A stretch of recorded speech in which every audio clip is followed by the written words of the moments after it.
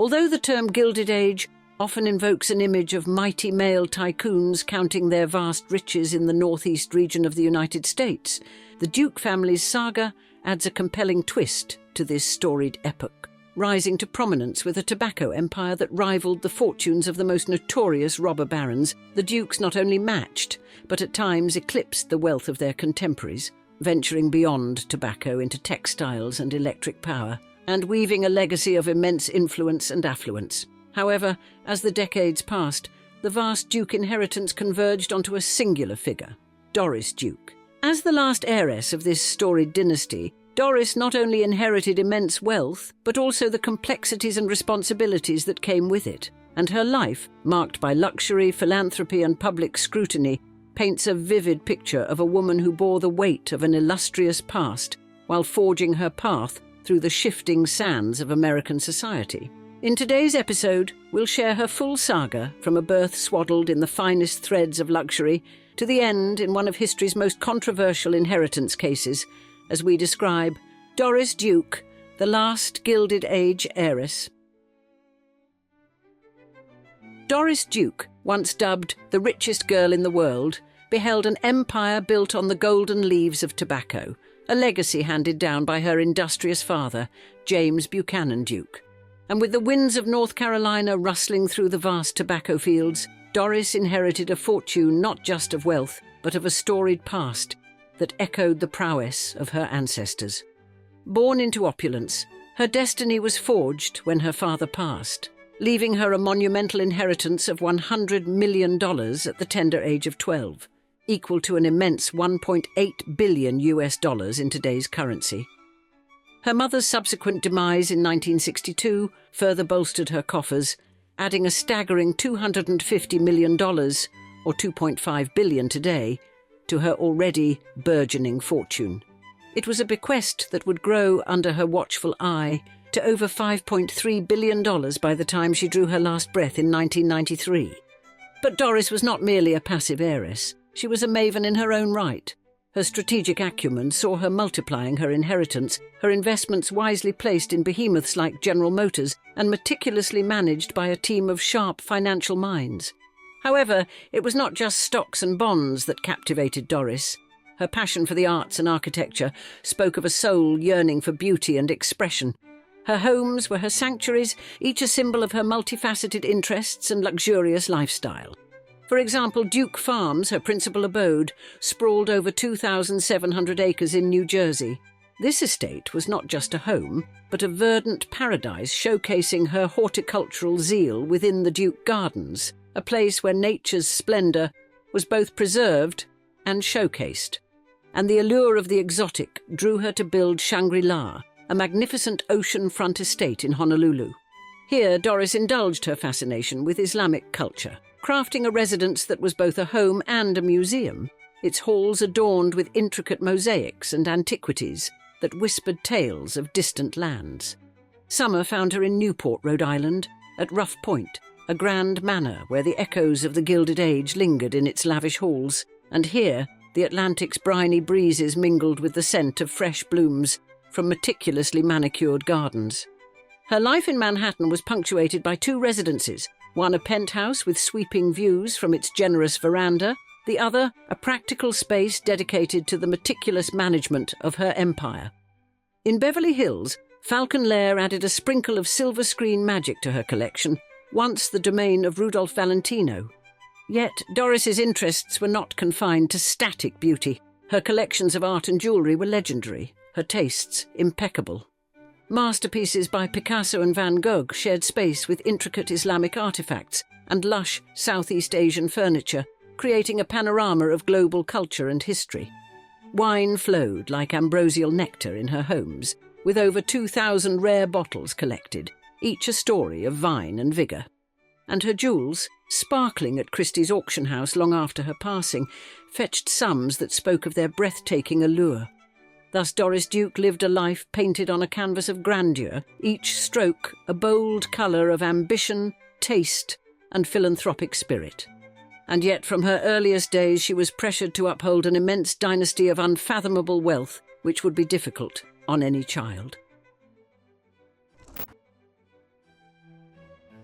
Born under the shimmering skyline of New York City on the 22nd of November 1912, Doris Duke emerged into a world glittering with wealth and promise. The only child of James Buchanan Duke, a magnate in tobacco and hydroelectric power, and his second wife, Nanaline Holt Inman. And even in infancy, she was swaddled in privilege, quickly dubbed the richest little girl in the world by a media captivated by her opulent beginnings. You see, the Duke family fortune, rooted deeply in the success of the American Tobacco Company and Duke Power Company, shielded young Doris from want, casting her in the role of heiress to an enviable empire. And her childhood playground was Duke Farms, the aforementioned majestic 2,000-acre estate in New Jersey, where the seeds of her future as a guardian of nature and beauty were sown among sprawling gardens and quiet, leafy retreats. Yet, her father's untimely demise in 1925, when Doris was just a girl of 12, left her the steward of a fortune large enough to rival the coffers of small nations. And this inheritance was not just monetary, it came with the weight of expectations and the eyes of the world keenly watching her every move. The ensuing legal battles over her father's estate thrust her into the harsh spotlight of public scrutiny. Despite these trials, Doris's education was as elite as her social standing, moulding her into a polyglot with a fluent command of French and a cultured individual with a refined taste in arts and aesthetics. This intellectual and cultural grooming was complemented by her tutelage under Estelle Liebling in New York City, where she honed her vocal talents, a pursuit that would deepen her lifelong patronage of the arts. But Doris's life was not merely one of leisure. It was a canvas of exploration and expression. Her foray into the arts during her youth blossomed into significant philanthropic contributions, particularly to the performing arts, echoing her father's legacy, who, before his death, had established the Duke Endowment with a monumental gift of $40 million, subsequently leading to the renaming of Trinity College to One Duke University. Then the responsibilities of her vast wealth came into sharper focus in 1934, when at 21, Doris received the first installment of her inheritance. It was then she established Independent Aid, Incorporated, setting a precedent for what would become over $400 million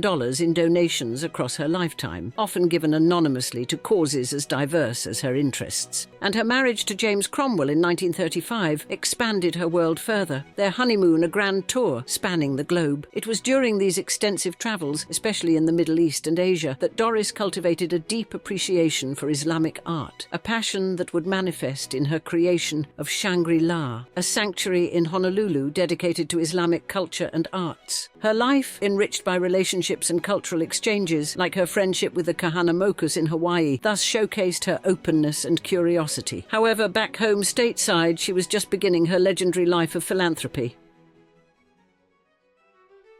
Doris Duke's horticultural journey began in earnest in 1958 at Duke Farms, her father's estate. At 46, inspired by the grandeur of DuPont's Longwood Gardens, she began crafting a series of interconnected gardens. Each was a portal to a different realm, whether a country, a period, or a theme, celebrating the diversity and richness of the world's garden traditions. But Doris Duke's life was a rich mosaic of interests that extended far beyond gardens. In the mid-20th century, her support for the arts blossomed. She amassed an extensive collection of Islamic and Southeast Asian art, comprising ceramics, textiles, and paintings, which she later showcased at her Honolulu home under the stewardship of the Doris Duke Foundation for Islamic Art. And her engagement with the arts was deeply personal and varied. Doris studied jazz piano and composition in the vibrant milieu of New York City's Jazz Loft, and explored modern dance with the legendary Martha Graham. These experiences enriched her understanding of the arts, commitment to their patronage, and in the realm of medical research, Doris channeled her wealth into initiatives aimed at transforming healthcare. Motivated by the potential for clinical research to yield groundbreaking health benefits, she contributed significantly to hospitals and research institutions, and her legacy in this field is preserved through the Doris Duke Charitable Foundation. However, her personal life was a whirlwind, spinning far away from the temperate pastures and charitable causes she so earnestly donated to.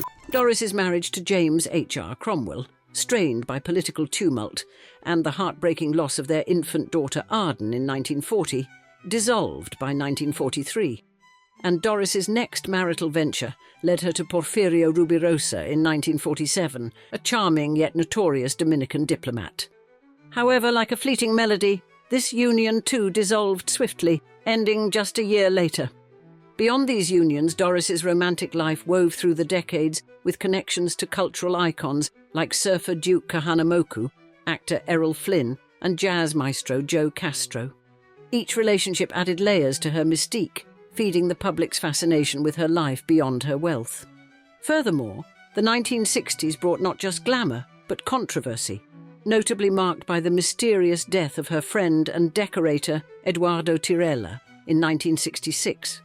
Under the pall of suspicion, the incident at her Newport estate, with Doris at the wheel, concluded with Tirella's death, ruled an accident, a verdict whispered to be coloured by Doris's influence. The echoes of this event rippled into a series of legal entanglements that seemed to define much of Doris's later life. From suing her own mother at 13 to control her vast inheritance, to her litigious reputation that saw her embroiled in over 40 lawsuits, her life was a series of battles fought both in and out of courtrooms. One of the most publicised was her sudden decision to adopt and then disinherit Chandi Hefner, leading to a sprawling legal saga over her billion-dollar estate following her death in 1993. In the twilight of her years, further controversy emerged around her mental state and the decisions surrounding her estate, particularly her choice to name her butler, Bernard Lafferty, as executor, a move that sparked battles over potential undue influence. Doris Duke drew her last breath on the 28th of October 1993 at her grand Beverly Hills mansion, marking the end of an era.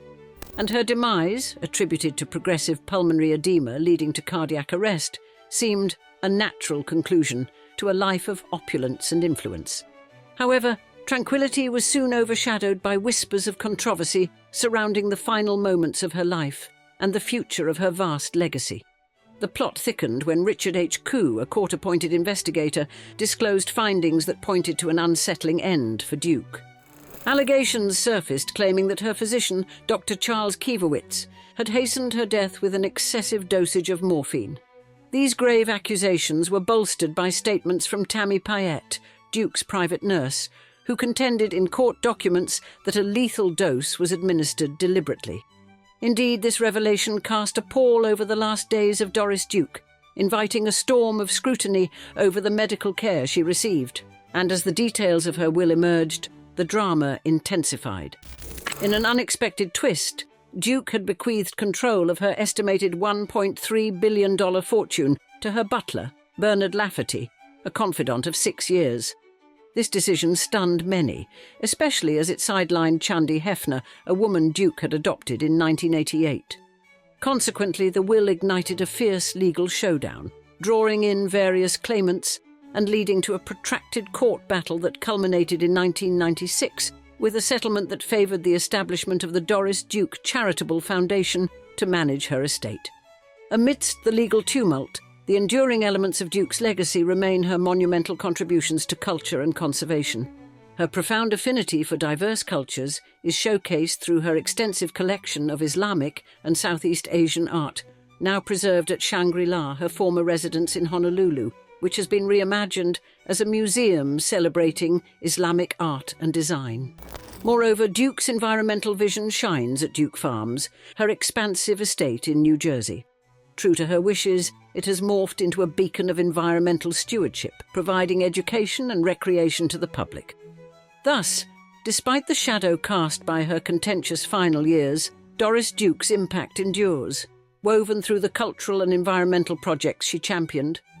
Her legacy, punctuated by her dedication to the arts, historic preservation, and ecological conservation, continues to resonate, affirming her significant role in shaping American cultural and philanthropic landscapes. And now we'd love to see you in the comments. Which heiress from history would you like us to cover next? We build our videos based directly on your suggestions, so don't be shy and be sure to let us know your thoughts below. Thanks again for joining us and best wishes until the next episode.